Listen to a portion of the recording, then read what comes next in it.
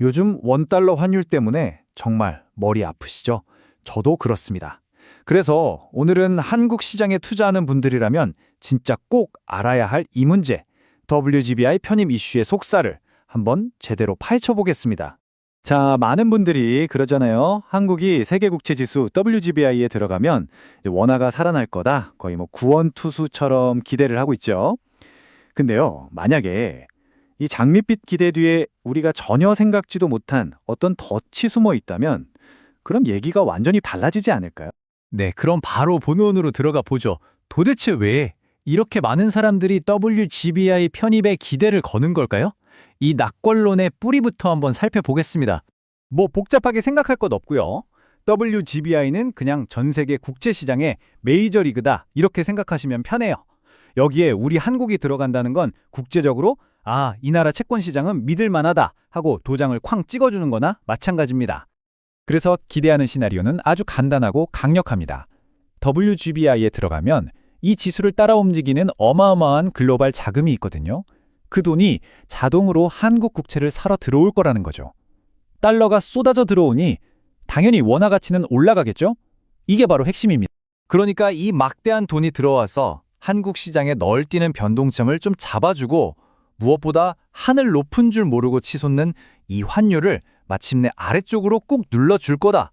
바로 이 희망적인 그림입니다. 하지만 말이죠. 세상 모든 일에는 동전의 양면이 있는 법이죠. 만약에 들어오는 돈의 힘보다 오히려 우리나라에서 빠져나가는 돈의 힘이 더 세다면 이야기는 180도 달라집니다. 이 저울 이미지가 지금 상황을 정말 기가 막히게 보여주지 않나요?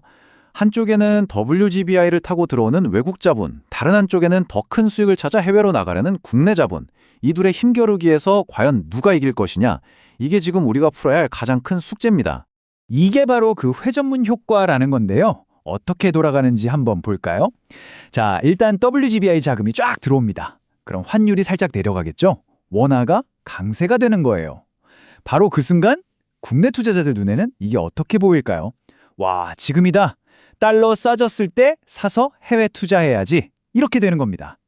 그럼 그 돈이 다시 밖으로 슝 빠져나가면서 환율을 다시 밀어 올려버려요. 결국 어떻게 되냐? WGBI 효과는 그냥 싹 사라지고 말 그대로 돈이 들어왔다가 삥 돌아서 바로 나가는 회전문 신세가 되는 거죠. 그리고 여기서 진짜 생각해볼 만한 지점이 바로 이 코스피 ATM 현상입니다. 이게 무슨 말이냐면요. 우리 기업들이 열심히 돈을 벌잖아요. 근데 그 돈으로 국내에 공장을 더 짓거나 투자를 하는 게 아니라 해외에 투자하려고 코스피 시장에서 돈을 빼간다는 거예요. 마치 우리 증시가 기업들의 해외 투자용 현금 인출기가 되어버린 거죠. 자, 그럼 정리해봅시다. 원화가 강해질 거라는 희망, 즉 정론이 있었고 오히려 돈이 더 빠져나갈 거라는 반론이 있었죠. 이 두 가지가 부딪히면 과연 어떤 그림이 만들어질까요? 한번 종합적인 결론을 내려보겠습니다. 여기서 우리는 바로 옆나라 일본의 사례를 정말 심각하게 봐야 합니다. 일본, 세계 최고의 부자 나라 중 하나잖아요. 그런데 엔화는 왜 그렇게 힘을 못 쓸까요? 바로 일본 국민들 스스로가 엔화를 못 믿고 달러나 다른 해외 자산으로 돈을 옮기기 때문입니다. 부자 나라 가난한 통화라는 이 역설, 왠지 남에게 가치가 않죠. 그래서 이 모든 상황을 종합했을 때 우리가 앞으로 원달러 환율의 기준으로 삼아야 할 새로운 숫자가 바로 이겁니다. 1,400원. 자, 핵심 결론입니다. WGBI 편입이 원화를 예전처럼 1,100원, 1,200원대로 돌려놓는 그런 극적인 반전을 만들지는 못할 겁니다.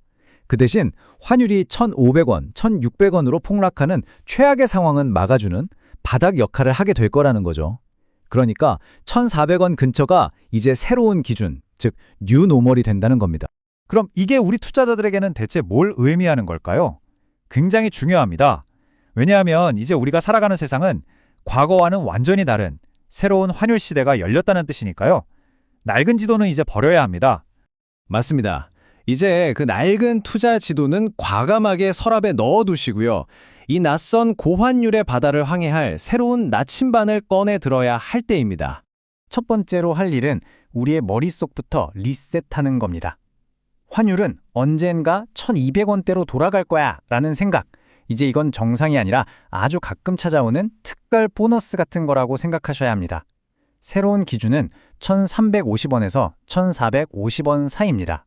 두 번째는 당연히 포트폴리오를 손봐야겠죠. 원화가 약세일 때 힘들어지는 내수 중심 기업들의 비중은 좀 줄이고요. 반대로 달러를 벌어와서 환율이 높을수록 이익이 커지는 수출 기업들, 예를 들면 조선, 방산, 반도체 같은 곳에 더 집중해야 합니다. 그리고 가장 중요한 것, 달러 자선 비중을 꾸준히, 특히 환율이 잠깐씩 떨어질 때마다 계속 늘려가는 전략이 필요합니다. 자, 오늘 좀 복잡한 이야기를 나눴는데요. 그래서 결론이 뭔데 하고 물으신다면 딱 4가지로 깔끔하게 정리해드리겠습니다.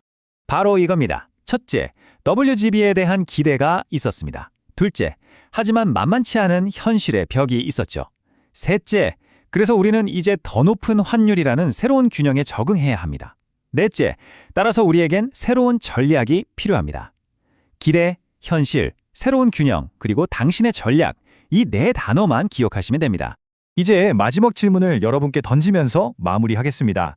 이 새로운 지도를 손에 쥔 여러분은 앞으로 펼쳐질 이 새로운 경제의 현실이라는 거친 바다를 어떻게 항해해 나가실 건가요?